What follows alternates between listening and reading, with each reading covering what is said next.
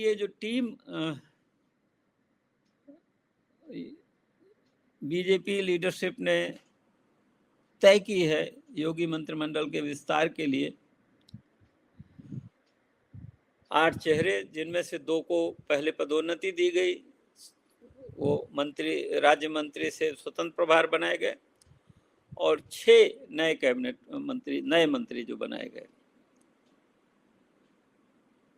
और इसमें साफ है उनके, अगर आप सोशल प्रोफाइल देखें तो बीजेपी की चिंता बहुत साफ है कि दलित और ओबीसी और ब्राह्मण कम्युनिटी को रिप्रेजेंटेशन मिला है।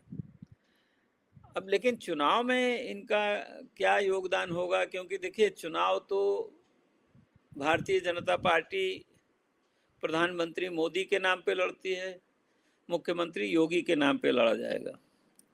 जहां तक इलेक्शन मैनेजमेंट का काम है वो केंद्रीय गृह मंत्री अमित शाह के जिम्मे है।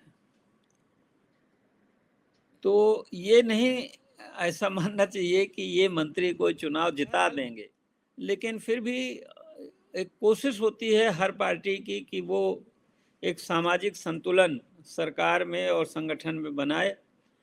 तो बीजेपी ने ये कोशिश की है कि सरकार में और पार्टी में अभी संतुलन बनाने का काम होगा।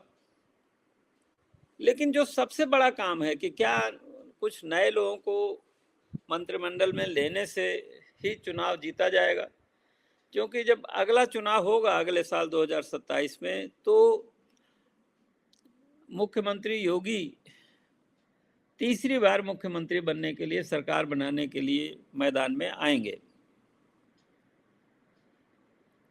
और वैसे तो उत्तर प्रदेश में या पूरे देश में बीजेपी का जो मुख्य हथियार है वो धार्मिक ध्रुवीकरण है, और पश्चिम बंगाल से ये भी साबित हुआ कि धार्मिक ध्रुवीकरण के अलावा चुनाव आयोग की मदद से एसआईआर में अपने विरोधियों के वोट भी कटवाना है, वो भी एक फार्मूला बीजेपी के पास आ गया है। ईवीएम के बारे में तो शिकायतें रहती हैं, लेकिन क्या सवाल यह है कि इससे जो बुनियादी समस्याएं हैं लोगों की वो दूर हो जाएंगी। आज ही हम अखबार में पढ़ रहे थे कि आलू का रिकॉर्ड उत्पादन हुआ है, लेकिन आलू का सही दाम किसानों को नहीं मिल रहा है।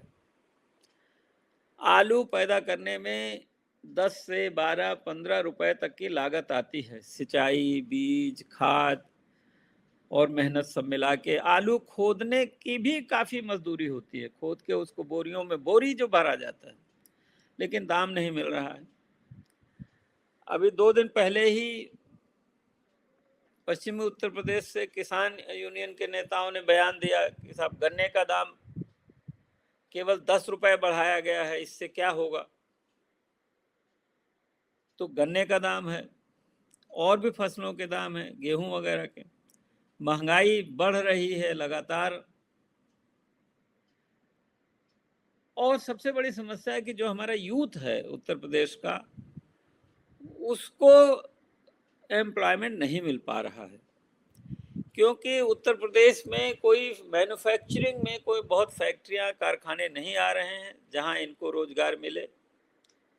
खेती लाभदायक नहीं है, खेती में किसी तरह से आदमी गुजर बसर करता है, अपनी मेहनत के भरोसे कुछ कमा लेता है, चूंकि वहीं गांव में घर है, और बाकी लोग मजबूरन 8,000, 10,000, 12,000 की नौकरी करते हैं। आप चाहे वो शहरों में सिक्योरिटी गार्ड की नौकरी करते हों, और जैसा कि अभी हमने नोएडा में देखा कि जो फैक्ट्रियों में कर्मचारी हैं उनको न्यूनतम वेतन बहुत सालों से संशोधित नहीं हुआ था, जबकि दिल्ली में और हरियाणा में हो चुका था। उत्तर प्रदेश में बड़े पैमाने पर सरकारी पद खाली पड़े हैं, उनमें भर्तियां ठीक से नहीं होती, केवल पुलिस की भर्ती हो पाती है। बाकी जो तमाम पद क्लास 3, क्लास 4 और सब पड़े हैं, खाली हैं। तहसील में जाने कितने पद खाली हैं, ब्लॉकों में जाने कितने पद खाली हैं, हॉस्पिटल्स में डॉक्टर नहीं है, स्कूलों में टीचर नहीं है। अभी ये कहा गया कि कम से कम 2 टीचर एक स्कूल में ज़रूर हो, इस तरह का व्यवस्था की जाए। आप बताइए कि अगर 5 कक्षाएं चलानी हो और उसमें टीचर कोई न कोई छुट्टी पे भी जाएगा, किसी की तबीयत खराब होगी, कोई कैजुअल लीव लेगा, कोई मेडिकल लीव लेगा, तो एक प्राइमरी स्कूल को ठीक से चलाने के लिए 7-8 टीचर होने चाहिए। उसमें 2 भी टीचर नहीं हैं। शिक्षा मित्रों के सहारे बहुत सारे स्कूल चल रहे हैं। शिक्षा मित्रों को 18,000 रुपये दिया जा रहा है। इतने सालों की सर्विस के बाद उनको मात्र 18,000 रुपये दिया जा रहा है। बहुत सारे लाखों लोग जो है वो टीटी, बीटीसी, बीएड इम्तहान दे करके पास करके बैठे हैं कि कब भर्ती होगी। भर्ती नहीं हो रही। कुछ भर्तियों के लिए रिटन एग्जाम हुए भी थे लेक्चरर्स या असिस्टेंट प्रोफेसर्स के, लेकिन वो कैंसिल हो गए। तो यूपी में एक ये भी क्राइसिस है कि या तो भर्ती का एग्ज़ाम नहीं होता तो कैंसिल हो जाता है, या जो पेपर लीक हो जाता है। तो सवाल ये है कि क्या मंत्रिमंडल में कुछ नए चेहरे शामिल कर लेने से ये जो किसानों की, मजदूरों की और जो बेरोजगार युवाओं की समस्याएं हैं, क्या हल हो जाएंगी? और मुझे लगता है कि सत्तारूढ़ दल होने के नाते तमाम उपलब्धियों का दावा होने के बावजूद, तमाम धार्मिक पोलराइजेशन के बावजूद, भारतीय जनता पार्टी को इन तमाम सारे सवालों के जवाब ढूंढने होंगे। जब चुनाव में वो जाएंगे, लोग पूछेंगे कि भाई नौकरियों का क्या हुआ, विकास का क्या हुआ, तरक्की का क्या। केवल 5 किलो राशन देने से, कुछ लोगों को रसोई गैस कनेक्शन मिलने से, कुछ लोगों के शौचालय के लिए जो है अनुदान मिलने से, या कुछ लोगों को मकान का अनुदान मिलने से, कुछ लोगों को 1000-2000 की महिलाओं को और वृद्ध लोगों को पेंशन मिलने से, सब्सिडेंस अलाउंस मिलने से काम नहीं चलने वाला है। तो मुझे लगता है कि उत्तर प्रदेश में ये और जाति और धर्म के अलावा जो जनता के, पब्लिक के मुद्दे हैं, बीजेपी को उनके लिए कुछ न कुछ ठोस कार्य योजना बनानी होगी। हाँ, और इस साथ में ये भी सही है कि खाली ये बात बीजेपी की नहीं है। अगर दूसरी पार्टी जो अपोजिशन पार्टी चाहती हैं कि उनको जनता मौका दे, तो उनको भी उसका कोई न कोई ठोस कार्य योजना बना के लानी पड़ेगी कि आखिर आपको वोट क्यों मिले। तो ये बहुत सारे सवाल हैं और जिनसे अभी बीजेपी को जूझना होगा। केवल मंत्रिमंडल का विस्तार काफ़ी नहीं है, या संगठन में फेरबदल काफ़ी नहीं है।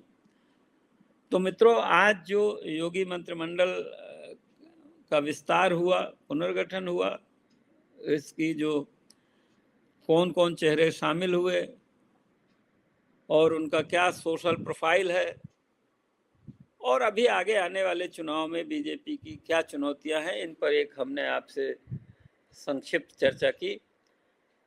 बहुत बहुत धन्यवाद। जो लोग अभी जुड़े उनका, जो आगे जुड़ेंगे उनका भी धन्यवाद। और एक अपील साथ साथ करते चलें कि अगर आपको हमारे कार्यक्रम, हमारी एनालिसिस अच्छे लगते हैं तो आप इनको लाइक ज़रूर कीजिए, और YouTube या Facebook में जहां आप देख रहे हो वहां नीचे कमेंट बॉक्स होता है, उसमें कमेंट ज़रूर कीजिए। और कमेंट के बाद एक बेल आइकन होता है, घंटी, उसको दबाइए ताकि आपको अगले कार्यक्रम की सूचना मिले। और इस कार्यक्रम का लिंक जो है आप अपने मित्रों से ज़रूर शेयर करिए, क्योंकि हमारी जो स्टाइल है और हमारा जो कमिटमेंट है, हमारा जो तरीका है, हम कोई सनसनीखेज पत्रकारिता के लिए नहीं आते हैं आपके पास। हम आपको सही जानकारी और उनका सही संदर्भ बताने के लिए आते हैं, ताकि आप सही ढंग से विश्लेषण कर सकें जो उत्तर प्रदेश की राजनीतिक स्थिति है। बहुत बहुत धन्यवाद। नमस्कार। आपका दिन शुभ हो।